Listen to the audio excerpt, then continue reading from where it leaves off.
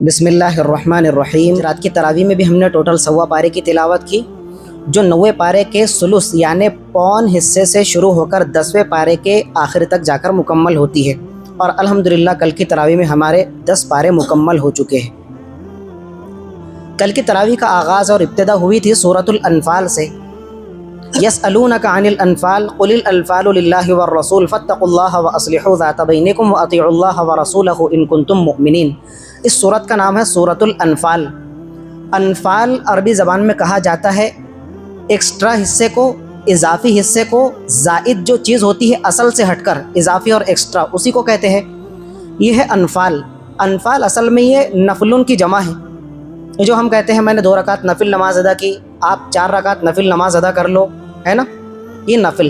تو نفل نماز کو بھی نفل کیوں کہا جاتا ہے؟ اصل میں وہ لفظ ہے نفلن، لیکن ہم نے اس کو کثرت استعمال کی وجہ سے اپنی زبان میں کیا کہہ دیا؟ نفل نماز، حالانکہ وہ نفل نہیں ہے، نفل ہے۔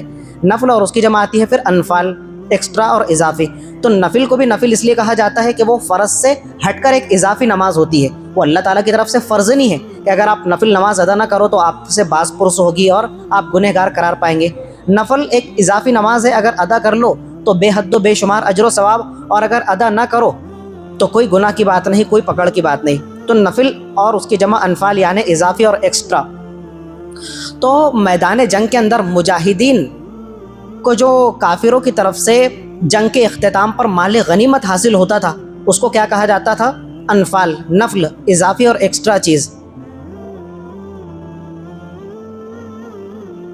اب اس کو ایکسٹرا اور اضافی کیوں کہا جاتا ہے، نفل اور انفال کیوں کہا جاتا ہے؟ تو آپ ایک بنیادی چیز سمجھ لیجئے کہ جب میں اور آپ مجاہدین اسلام یا ہمارے مقدس صحابہ کرام سرکار مدینہ صلی اللہ علیہ وآلہ وسلم کی سنگت اور آپ کی صحبت میں جب کافروں سے لڑنے بھڑنے کے لیے، ان سے دو بدو مقابلے کے لیے میدان جنگ میں اترتے تھے، یا آج بھی مسلمانوں کا کافروں کے ساتھ میں ٹاکرا ہو، تو مسلمان مال غنیمت حاصل کرنے کی نیت سے میدان جہاد میں نہیں جاتا۔ وہ اپنی قیمتی جان ہتھیلی پر لے کر جو جا رہا ہے تو اس کا بنیادی مقصد کیا ہے کہ وہ مال غنیمت حاصل کرے گا؟ نہیں، وہ علامہ اقبال نے شعر میں کہا نا، شہادت ہے مقصود و مطلوب مومن، نہ مال غنیمت نہ کشور کشائی۔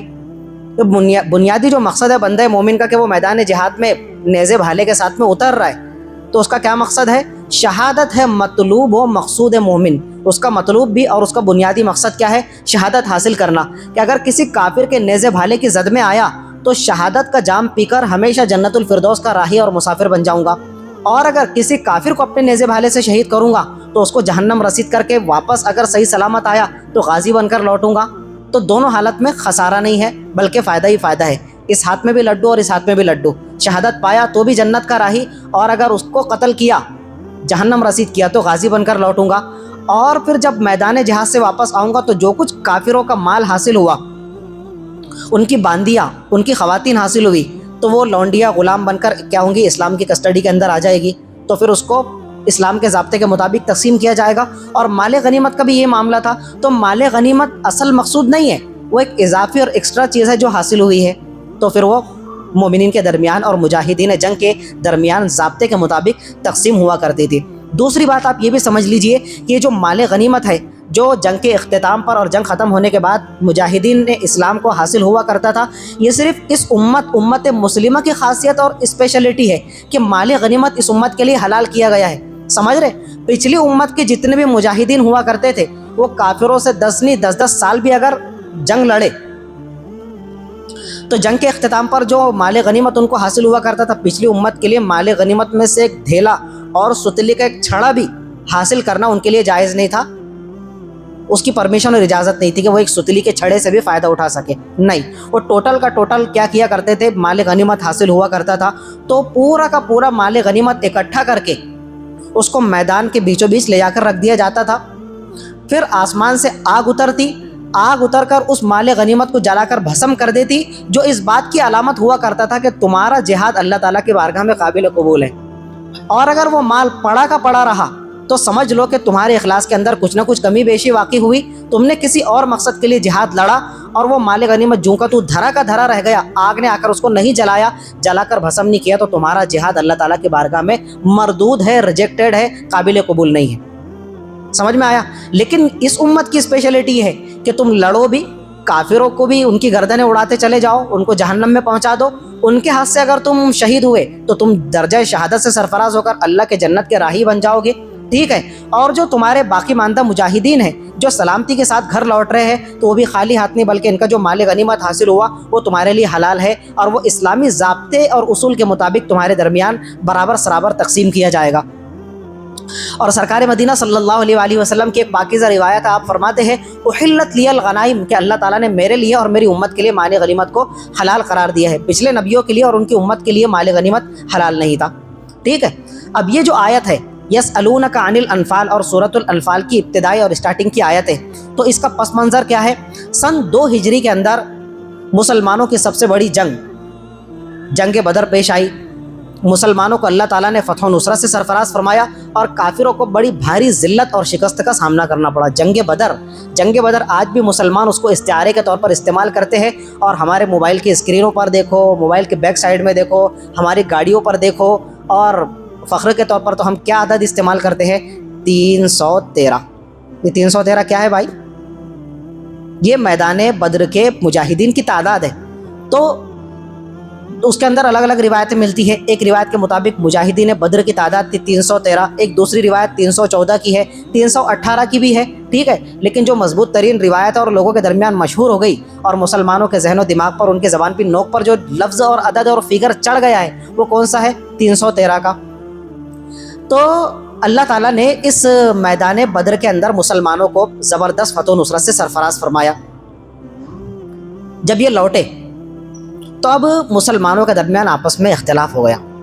اختلاف یہ ہوا کہ جو اگلی 2 صفیں تھی جنہوں نے کافروں کو دھول چاٹنے پر مجبور کر دیا, وہ پیچھے والوں سے کہنے لگے کہ یہ جو مال غنیمت ہاتھ آیا ہے اس پر صرف ہم 2 صف والوں کا حصہ ہے, اس لیے کہ فتح اور نصرت کا صحرا جو ہے وہ ہمارے سر بنتا ہے. ہم نے لڑ بھڑ کر ان کا مقابلہ کیا اور تم تو پیچھے کے پیچھے کھڑے رہے, تو مال غنیمت پر حق اور حصہ بھی کس کا بنتا ہے؟ تو یہ اگلی صف کے 2 جو مجاہدین تھے تو یہ کہنے لگے کہ مال غنیمت ٹوٹل یہ ہمارا حق اور حصہ بنتا ہے, تمہارا حق حصہ نہیں. تو پیچھے والی صف کے مجاہدین کہنے لگے کہ بھیا دیکھو, بات یہ ہے کہ ہم مانتے ہیں کہ فتح اور نصرت کا صحرا تمہارے سر بنتا ہے, اور تم نے جو ہے ان کو دھول چاٹنے پر مجبور کیا اور مال غنیمت حاصل کیا, لیکن اس کا یہ مطلب نہیں ہے کہ ہم اس مال سے محروم رہے. کہنے لگے کس طرح؟ کہنے لگے کہ دیکھو, یہ جو جنگ جیتی تو جنگ کے اندر تمہاری صرف 2 صفیں کام آئی, تو ہم پیچھے اس لیے نہیں کھڑے تھے کہ ہاتھ باندھ کر کھڑے تھے اور مزہ لے رہے تھے, ہم بھی تو اسلحہ ہتھیار ہاتھ کے اندر تھام کر کھڑے تھے کہ اگر ہمارا حصہ لگا اور اگر دوسری صف کے بعد میں تیسری صف کا حصہ آیا تو ہم بھی کیا ہے, پیش رہیں گے. اب ہماری باری آئی ہی نہیں, سرے سے ہم کو موقع ہی نہیں ملا, تو اس میں ہمارا کیا قصور ہے؟ ہمارا تو کوئی قصور نہیں ہے نا, لیکن ہم تو تیار تھے. اگر تمہاری صف کی جگہ پر ہم کھڑے ہوتے اور تم ہماری جگہ کھڑے ہوتے تو کیا ہم تم کو یہ دوش دے سکتے تھے کہ تمہارا حصہ نہیں لگا تو مال غنیمت کے حقدار ہم ہیں؟ تو اب یہ کیا ہوا, مسلمانوں کے درمیان ایک جو ہے شش و پنج کی کیفیت پیدا ہو گئی. شدہ یہ بات تاجدار کائنات صلی اللہ علیہ وآلہ وسلم کی پاکیزہ بارگاہ کے اندر پہنچ گیا. یا رسول اللہ, اس طرح کا اختلافی معاملہ پیش آ گیا, تو اب کیا کیا جائے؟ فوراً آیتیں نازل ہو گئی. یسألونک عن الانفال, یہ آپ کی پاکیزہ بارگاہ کے اندر حاضر ہوئے اور یہ پوچھ رہے ہیں کہ یہ مال غنیمت کے بارے میں کیا حکم ہے, کہ یہ 2 صفوں کے درمیان تقسیم کیا جائے, ان کا حق ہے یا سارے مجاہدین اسلام کا حق ہے؟ یسألونک, یہ آپ سے پوچھ رہے ہیں. آپ فرما دیجئے قل الانفال للہ والرسول, کہ یہ مال غنیمت نہ تمہارا ہے نہ تمہارا حصہ ہے, یہ سیدھا اللہ اور اس کے رسول کا حصہ ہے. حالانکہ اللہ تعالیٰ کو تو کسی حصے کی ضرورت نہیں ہے, اللہ تعالیٰ تو خود نوازنے والا ہے, اس کے پاکیزہ رسول تو خود تم کو نوازنے کے لیے آئے ہیں. کس طرح سے حضور نے فرمایا نا, انما انا قاسم واللہ یعطی, کہ میں تو تم کو تقسیم کرنے والا ہوں اور اللہ تعالیٰ کیا ہے, پیچھے سے عطا فرمانے والا ہے. تو جو مجھے عطا فرماتا چلا جاتا ہے میں سب تمہارے درمیان تقسیم کرتا چلا جاتا ہوں, چاہے وہ علم تقسیم کرنا ہو, میراث نبوت تقسیم کرنا ہو, مال غنیمت تقسیم کرنا ہو, یا پھر علوم نبوت تقسیم کرنا ہو. تو اللہ اور اس کے رسول کو تو کیا ہے, ستلی کا چھڑا بھی نہیں چاہیے. لیکن کہنے کا ارتھ کیا تھا کہ یہ اللہ اور اس کے رسول اس کو طے کریں گے کہ کس کے درمیان تقسیم کیا جائے اور کس کو محروم رکھا جائے. اب پھر آگے چل کر 10ویں پارے کی جو پہلی آیت ہے اس کے اندر اللہ تعالیٰ نے وہ اس کے حصے کو منقسم فرما دیا, ڈیوائڈ کر دیا. کس طرح سے, وَاعْلَمُوا أَنَّمَا غَنِمْتُم مِّن شَيْءٍ فَأَنَّ لِلَّهِ خُمُسَهُ, کہ اب یہ جو جتنا بھی مال غنیمت تمہارے ہاتھ لگا نا, اس کا 5واں حصہ نکال لو 5واں حصہ اللہ اور اس کے رسول کے لیے خاص ہے۔ اب یہ جو 4 حصے ہیں تو یہ 4 حصے برابر سرابر ہر مجاہد اسلام کو تقسیم کر دیا جائے۔ یہ پھر اس کے اندر اللہ تعالیٰ نے اس آیت کے اندر اس کا حکم فرمایا، اور حضور کے حکم نامے کے مطابق آپ نے جو آرڈر ایشو فرمایا اس آیت کی روشنی کے اندر، تو اس کے 4 حصے ٹوٹل کے ٹوٹل کیا ہے، برابر سرابر مجاہدین اسلام کے درمیان تقسیم کر دیے گئے۔ اور جو 5واں حصہ تھا اللہ اور اس کے رسول کے جو نامزد کیا گیا تھا، اللہ اور اس کے رسول کو تو کچھ بھی نہیں چاہیے، تو حضور کے پاکیزہ گھرانے، آپ کے اہل بیت، آپ کے جو قریبی رشتہ دار ریلیٹیوز ہیں ان کے درمیان، اور اسی طرح یتیم، قرابت دار اور مسکینوں کے درمیان وہ 5واں حصہ تقسیم کر دیا۔ باقی جو 4 حصے ہیں وہ تو مجاہدین اسلام کا اس پر برابر سرابر کا حق مانا گیا۔ اس کے بعد میں پھر مسلمانوں کو تنبیہ فرمائی آگے اللہ تعالیٰ نے، فَأَصْلِحُوا ذَاتَ بَيْنِكُمْ، اسی آیت کے آخری حصے کے اندر کہ بھائی یہ دیکھو مال غنیمت کے معاملے کے اندر تمہارے درمیان جو کچھ بھی رنجش پیدا ہو گئی تھی، دلوں کے اندر کھٹاس پیدا ہو گئی، تو یہ دلوں کی کھٹاس کو تم اللہ کے واسطے دھو کر پھینک دو، اس پر صابن لگا لو، اور اسی طرح سے جو ہے مال غنیمت لے کر خوشی خوشی اپنے گھر لوٹ جاؤ، اور آپس میں پہلے کی طرح شیر و شکر بن کر آپس میں مل بانٹ کر رہو، اور اسی طرح اللہ کے بندے اور بھائی بھائی بن کر رہو۔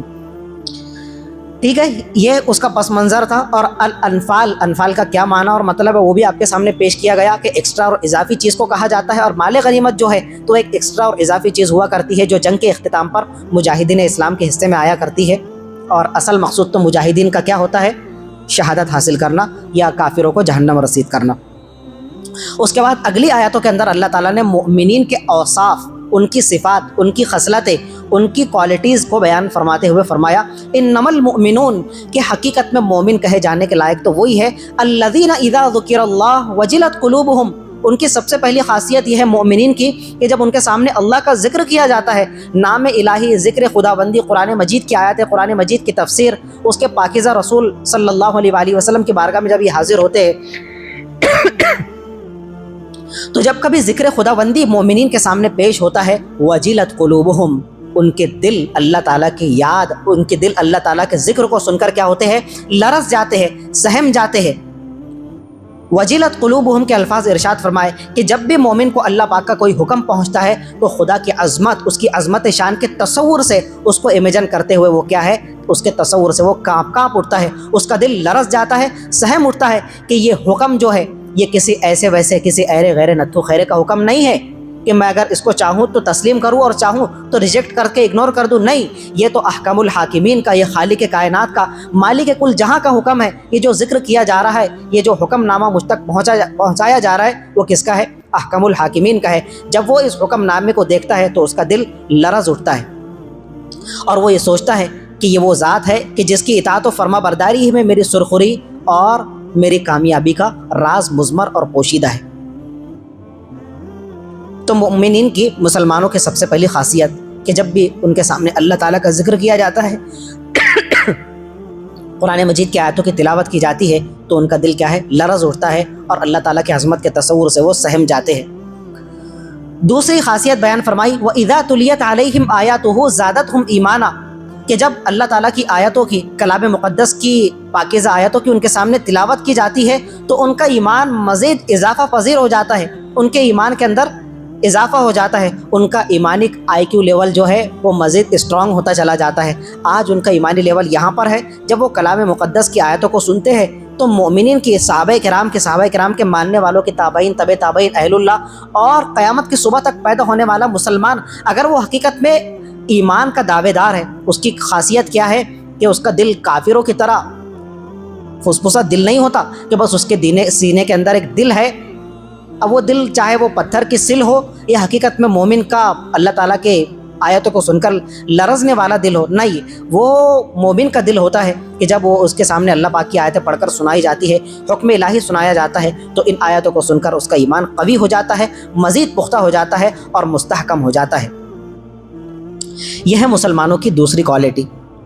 اب اس آیت کو دوربین بنا کر اپنے آپ کا، اپنے خاندان کا، اپنے گھرانے کے افراد کا، اپنی مسجد کا، مسجد کے مصلیان کا جائزہ لیا جائے، اور اس دوربین کے ذریعے سے ہم اپنا جائزہ لیں، اور نئی بھی دوربین بنا کر دیکھیں، اب اپنے گریبان کے اندر جھانک کر دیکھیں۔ وَإِذَا تُلِيَتْ عَلَيْهِمْ آيَاتُهُ، کلام مقدس کی آیتیں میرے اور آپ کے سامنے پڑھ کر سنائی جاتی ہے، عام نارمل محفل مجلس کے اندر، کسی جلسے اور اسٹیج کے اوپر جب کسی محفل کا آغاز کیا جاتا ہے تو اس موقع پر بولو، نمازوں کے اندر بولو، اور رمضان المبارک کے اندر جو اللہ تعالیٰ نے اس کے پیارے رسول صلی اللہ علیہ وآلہ وسلم نے نماز تراویح کو مسلمانوں کے لیے سنت کی حیثیت سے قرار دیا ہے، تو 20 رکعت تراویح کے اندر موقع بہ موقع پارہ در پارہ قرآن مجید کی آیتوں کی تلاوت پیش کی جاتی ہے، تو کیا ہمارا واقعتاً یہ معاملہ ہوتا ہے کہ ہمارے ایمان کے اندر اضافہ ہو جاتا ہے، ہمارا ایمانک IQ لیول مزید مستحکم اسٹرانگ ہو جاتا ہے،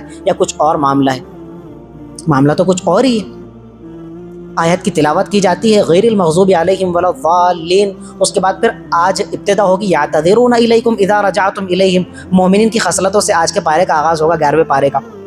تو بھائی پہلے دن جب آغاز ہوتا ہے تراویح کا تو بڑی عظمت کے ساتھ، جلالت شان کے ساتھ ہر مومن ہر بندہ مسلم تراویح کا اہتمام کرتا ہے۔ دوسرا روزہ، تیسری تراویح، چوتھی تراویح، تو وہ اضافہ ہونے کی بجائے کیا ہوتا ہے جی، مزید اس کے اندر گراوٹ پیدا ہوتی جاتی ہے، اور وہ دیکھتا ہے کہ پہلی صف کے اندر اس نے آخری کونے کے اندر رکعت تراویح کی ابتدا کیا تھا، دوسرے صف کے اندر، تیسرے صف کے اندر پلر کے پاس میں، اس پلر کے پاس میں، وہ بولتا نہیں چلو ابھی تو پہلی رکعت ہے۔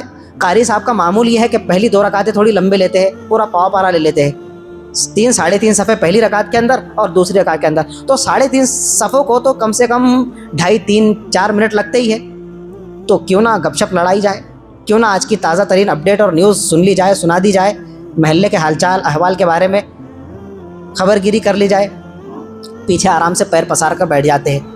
اب دیکھو نا اس آیت کی روشنی کے اندر، وَإِذَا تُلِيَتْ عَلَيْهِمْ آيَاتُهُ، کہ جب کلام مقدس کی پاکیزہ آیتوں کی تلاوت کی جا رہی ہے تو آپ کا ایمان مزید مستحکم ہو رہا ہے، اسٹرانگ ہو رہا ہے، قوی ہو رہا ہے، یا پھر وہ ایمان کی گراوٹ کا سبب بن رہی ہے؟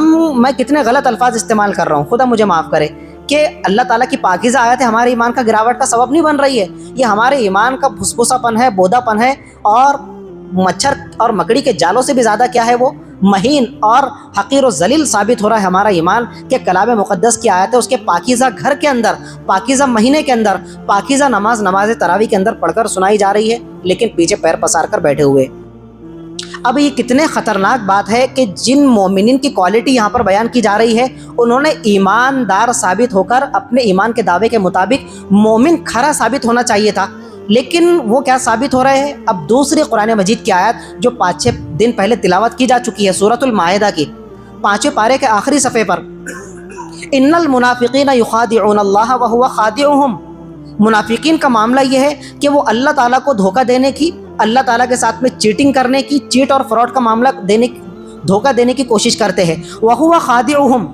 ارے یار کسی مائی کے لال کی مجال ہے، منافق کا سردار عبداللہ ابن ابی بھی ہو تو وہ اللہ تعالیٰ کو دھوکہ دے سکتا ہے؟ وَهُوَ خَادِعُهُمْ، وہ خود اپنے آپ کو دھوکہ دے رہے ہیں، دھوکہ خود اپنے آپ کو دے رہے ہیں، ہاتھ میں کلاڑی تھامی ہوئی ہے اور کلاڑی سے اپنے ہی پیر پر وار کر رہے ہیں، تو نقصان کس کا ہو رہا ہے؟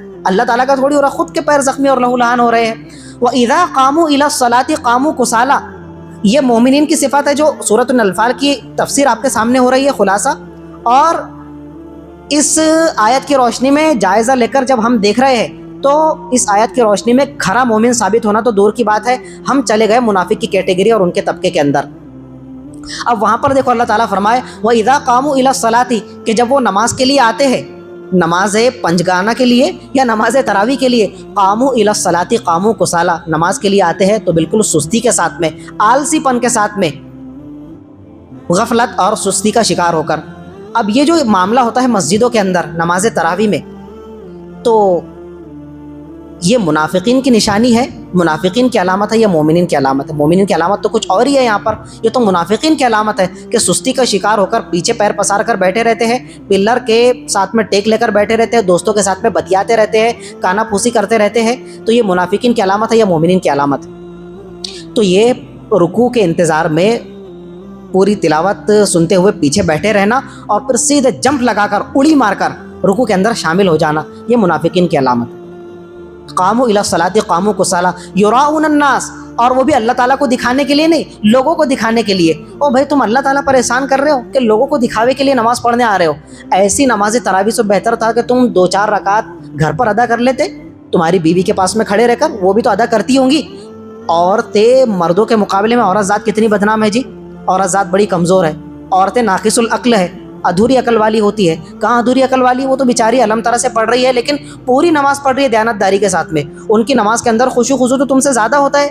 تم یہاں پر اتنی طرز ترنم قرات کے ساتھ میں روزانہ 1.25 پارے کی تلاوت سن رہے ہو تو تمہاری ایمانی غیرت تو ذرا بھی نہیں جاگ رہی، بلکہ بے حسی کے ساتھ میں ہلڑ بازی کا شکار ہو کر تم پیچھے بیٹھے رہ رہے ہو.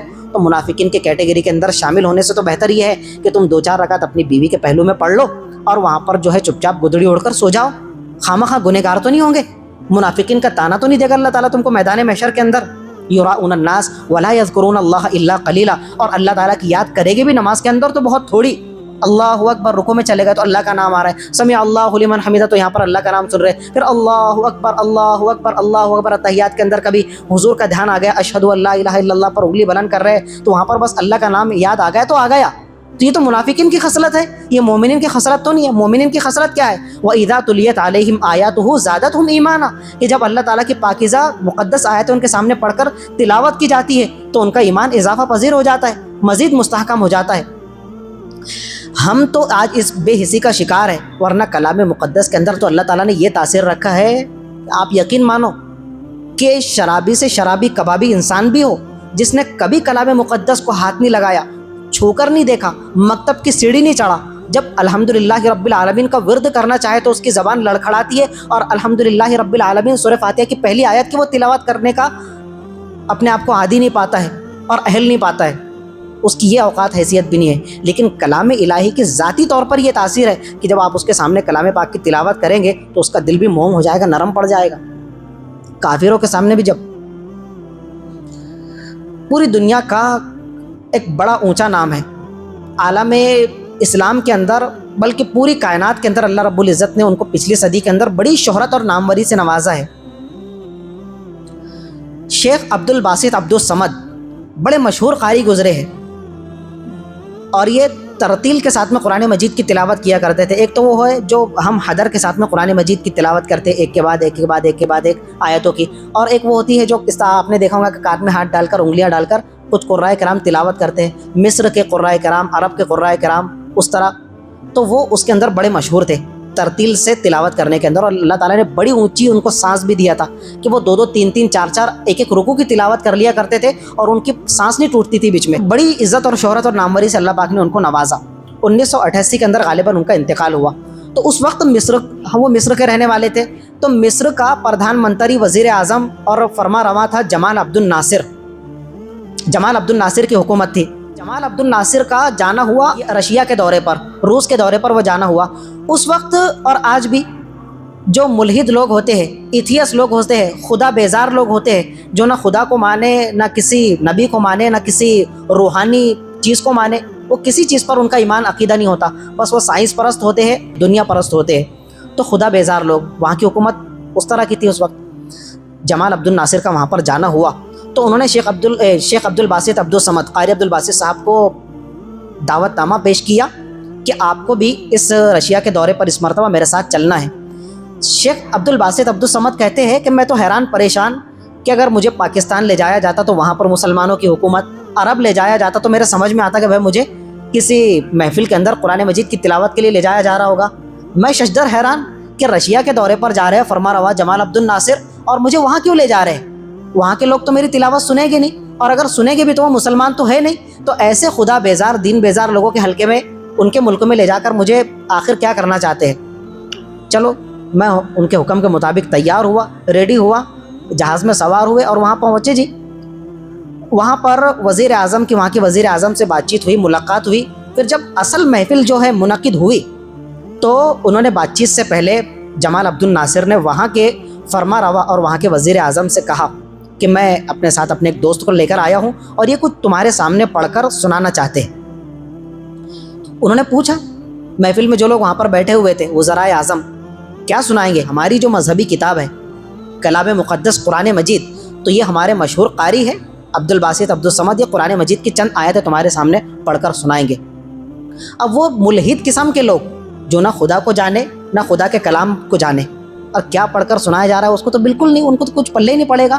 جس طرح آج مسلمانوں کے پلے نہیں پڑتا اور وہ بے حس بن کر پیر پسار کر نماز تراویح میں بیٹھے رہتے ہیں، جب مسلمانوں کا یہ حال ہے تو ملحد لوگوں کا تو کیا حال ہو سکتا ہے. انہوں نے تلاوت شروع کی اور کہنے لگے کہ اللہ پاک نے میرے ذہن میں بات ڈالا کہ کافر بیٹھے ہوئے سامنے، تو جس طرح ایک زمانے کے اندر ایک کافر، ایک بت کے پجاری عمر ابن خطاب کے بیٹے عمر کے سامنے سورہ طٰہٰ کی آیتیں پیش کی گئی تھی، اور انہوں نے سورہ طٰہٰ کو پڑھ کر ایسے امپریس ہوئے، ایسے متاثر ہوئے تھے کہ بس ان کے کفر کی سیاہی دھلتی گئی اور وہ کہنے پر مجبور ہو گئے اشہدو ان لا الہ الا اللہ وانک رسول اللہ۔ حضرت عمر کی زندگی میں انقلابی تبدیلی کو سبب کیا بنی تھی؟ سورہ طٰہٰ کی ابتدائی آیتیں۔ تو کہنے لگے میرے دل میں اللہ تعالیٰ نے یہ بات ڈالا، تو میں نے انقلابی آیتیں پیش نظر رکھتے ہوئے سورہ طٰہٰ کی ان کے سامنے تلاوت شروع کیا۔ اب میں کان میں انگلیاں ڈال کر اور آنکھیں بند کر کے سورہ طٰہٰ کی آیتیں اپنے لئے، اپنے ترنم کے اندر پڑھتا جا رہا ہوں۔ جب میری آیتیں مکمل ہو گئی اور میں نے آخر میں کہا صدق اللہ العظیم، تو سب سر جھکا کر بیٹھے تھے، میں نے بھی سر اٹھایا، اور جمال عبد الناصر جو مصر کے وزیر اعظم تھے انہوں نے بھی سر اٹھا کر دیکھا، تو جتنے ملحد اور دہریے ٹاپ لیول پر سامنے والی کرسیوں پر بیٹھے تھے سب کی آنکھوں سے آنسو جھرنے کی طرح جاری ہے، اور سب کے گال اور آنسو سے ان کا چہرہ تر ہو گیا۔ جمال عبد الناصر نے بے ساختہ ان سے پوچھا کہ بھائی تم کیوں رو رہے ہو؟ رونے کی کوئی ریزن، کوئی وجہ؟ کہنے لگے کہ یہ جو جناب جو کچھ پڑھ رہے تھے ہم تو نہیں جانتے کہ یہ کیا پڑھ رہے تھے، تم نے کہا کہ قرآن پڑھ کر سنائیں گے، تو قرآن مجید تو ہم نے کبھی سنا نہیں، کبھی چھوا نہیں، لیکن اس کلام اور ان کے پڑھنے میں ایک عجیب ایسی تاثر تھی کہ اس کی آیتوں کو سن کر اور اس کی ورسز کو سن کر، ورسز مینس قرآن مجید کی آیتیں، ہمارے دل میں ایسی رقت، ایسی گدازگی اور ایسی نرمی کی کیفیت پیدا ہوئی کہ بے ساختہ ہمارے آنکھوں سے اشک جاری ہو گئے۔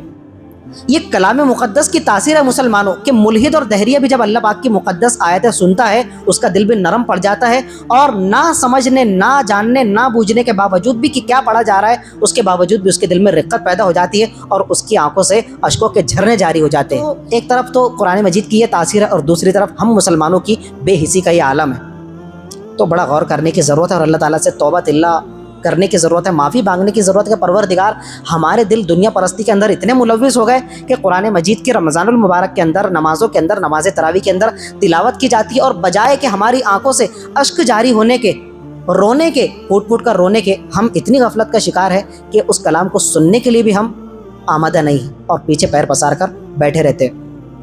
اللہ تعالیٰ نے مجھے مختلف جگہوں پر تراویح پڑھانے کا موقع دیا، اور حافظ بننے کے بعد سے الحمدللہ یہ میری 16ویں تراویح ہے کنٹینیو۔ 16 سال سے میں تراویح پڑھانے کا اہتمام کر رہا ہوں، کسی سال بھی ناغہ نہیں ہوا۔ تو یہاں سے پہلے حیدر پور امراوتی کے اندر بھی، وہاں پر واحد نگر کے ایک عقیل بھائی تھے، بالکل ایک عام انسان، دعوت تبلیغ سے جڑے ہوئے، چہرے پر سنت رسول ماشاءاللہ، ایک مشت داڑھی ہے اور یہ ہے چہرہ بڑا نورانی، اور وہ یہ جو ممبئی لاٹ ہے یہ ان کا پیشہ ہے، اتنا خاص کاروبار بھی نہیں ہے، اور اپنے مولانا نہرو ڈریس کے اندر دعوت تبلیغ سے جڑے ہوئے۔ ان کو پتہ چلا کہ حیدر پورے کے اندر فلا قاری صاحب ہے اور ماشاءاللہ ان کے پیچھے تراویح بڑی تعداد کے اندر لوگ ادا کر رہے ہیں، وہ بھی آئے واحد نگر سے، انہوں نے نماز تراویح ادا کی، اور میری جو اوپر کے روم کے اندر رہائش تھی وہاں پر آئے، وہ بغل گیر ہوئے معانقہ کرے، اور 3 منٹ تک، 3-3.5 منٹ تک وہ اتنا پھوٹ پھوٹ کر روئے۔ میں زندگی کے اندر پہلے اور آخری مرتبہ تو نہیں بولنا چاہیے، زندگی میں پہلی مرتبہ ایک نواڑے اور نوواری شخص کو میں نے دیکھا کہ وہ آیا مجھ سے مل رہا ہے اور اس قدر پھوٹ پھوٹ کر رو رہا ہے۔ اب میں اندر سے لرز رہا ہوں کہ یار پتہ نہیں ان کے کسی قریبی کا شاید آج کل میں انتقال ہو گیا ہوگا، اور یہ دعا کی درخواست کرنے کے لیے، دعائے مغفرت کے لیے کسی قریبی بیٹے کا انتقال ہوگا، خیلیہ کا انتقال ہو گیا ہوگا، تو انسان اتنے صدمے سے دوچار ہوتا ہے، تبھی یہ کیفیت پیدا ہوتی ہے، ورنہ انسان اتنا پھوٹ پھوٹ کر روئے تو کوئی تک ہی نہیں بنتا۔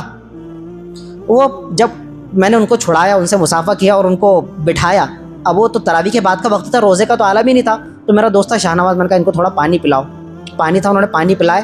جب ان کا تھوڑا یہ معاملہ تھما، میں نے ان سے پوچھا کیا بات ہے، اور بڈنیرے کے حافظ حسن صاحب بھی آئے ہوئے تھے، بڑے نامی گرامی حافظ صاحب ہے، اور عمر رسیدہ، تو وہ بھی حیران ششدر، میرے سے زیادہ حیران وہ حافظ حسن صاحب، کہنے لگے بھائی آپ کہاں کے ہیں، کون ہے اور کیوں اتنا رو رہے؟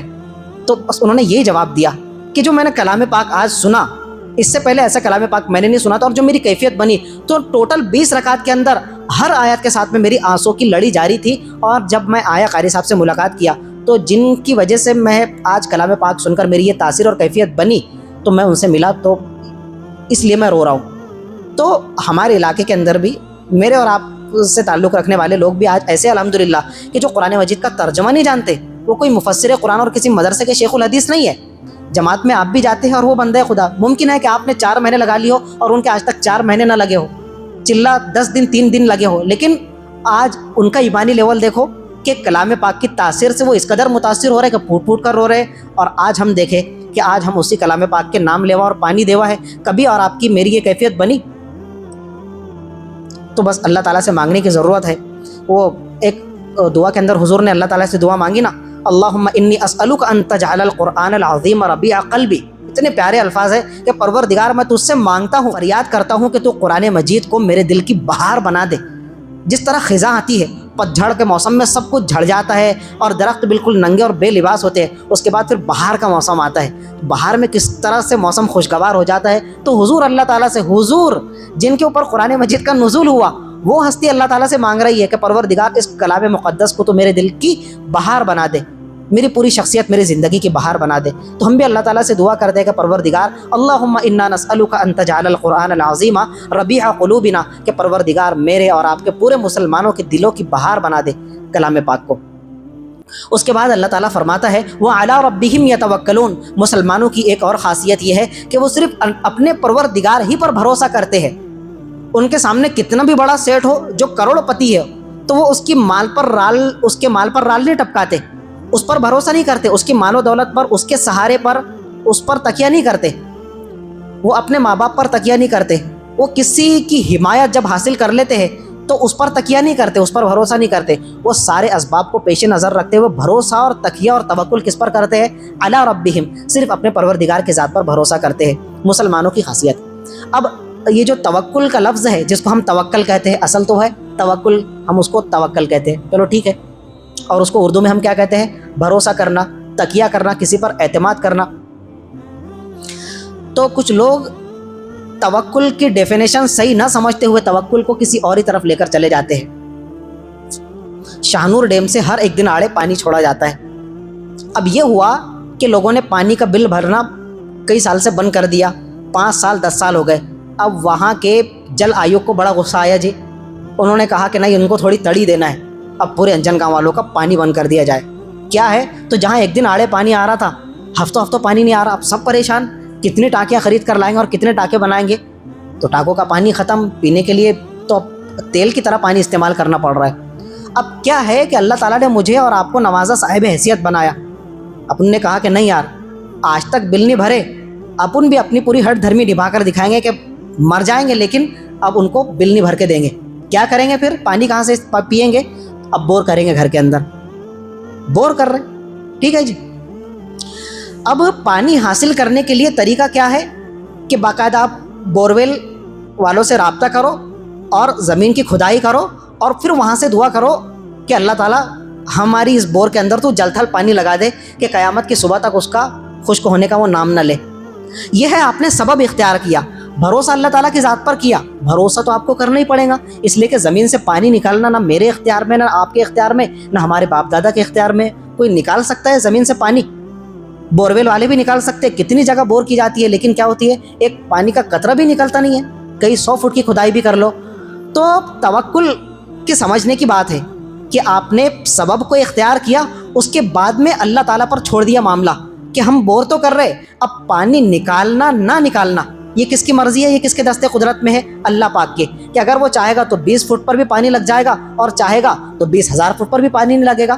آپ نے سبب تو اختیار کیا. یہ ہے اصل میں توکل, کہ آپ نے سبب کو اختیار کیا, ایک چیز کو ارینج کیا, بورویل والوں سے رابطہ کیا, کھدائی کی, اور اس کے بعد میں اللہ تعالیٰ کی ذات پر بھروسہ کر کے اب کیا ہو گئے جی, آپ بے فکر ہو گئے کہ پروردگار تو ہے اور یہ تیری زمین ہے اور تیری پانی کی نعمت ہے. تو چاہے تو نواز اور تو چاہے تو اگر محروم کرنا چاہے تو یہ تیری دستے قدرت میں ہے. ایک کیا ہے کہ آپ نے کوئی سبب اختیار نہیں کیا اور آپ نے قرآن مجید کی آیت سنی تھی, ہوش سنبھالا تو پتہ چلا کہ روزی کا ذمہ تو کس نے لیا ہوا ہے؟ اللہ تعالیٰ نے. پورے 18,000 مخلوق کی روزی کا ذمہ اللہ تعالیٰ نے لیا ہوا ہے. تو میں کیوں جو ہے کام پر جاؤں, کوئی ذریعہ معاش اختیار کروں؟ چلو آج ایسا کرتے ہیں کہ ابھی تک تو ابا کے بل بوتے پر روزی روٹی کھانے کو ملی.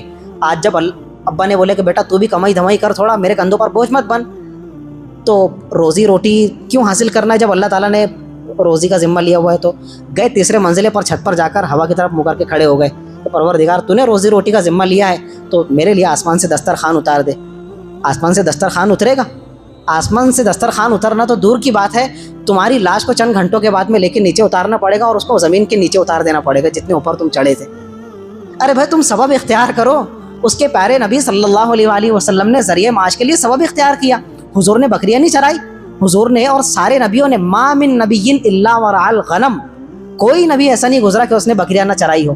اس لیے بکریاں پالنا کیا ہے، تمام نبیوں کی ہمارے حضور سمیت سنت ہے۔ اور بکری ذات بڑی کیا ہوتی ہے، عاجز ہوتی ہے، مسکینی کی صفت ہوتی ہے، تو بکری پالنا سنت ہے۔ اللہ تعالیٰ نے بکری ذات کے اندر بڑی برکت رکھی ہے، ان کی بڑی اتپن ہوتی ہے، لیکن وہ بڑے جگر گردے کا کام ہے بکریاں پالنا بھی۔ نازک ذات ہوتی ہے، نہ پانی برداشت کرے، نہ سردی برداشت کرے، نہ کوئی کسی کی لاٹھی برداشت کرے۔